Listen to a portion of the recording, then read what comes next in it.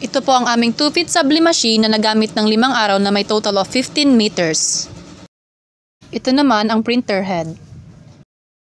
Ito naman ang capping na may 90% good condition. Head clean.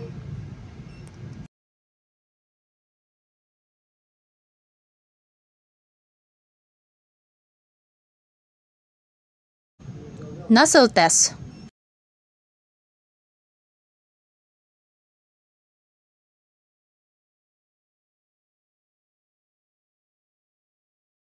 Ito naman po ang aming AVR. Ito naman po ang aming waste tank na nilinis ng nakaraang araw.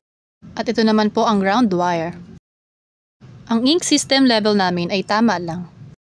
Dito naman po ang aming used ink. At ito naman po ang mga unused ink. Ito naman po ang aming sable roll. At ito naman po ang aming daily output monitoring. Ito naman ang inventory monitoring. At ito naman po ang aming maintenance checklist. Salamat!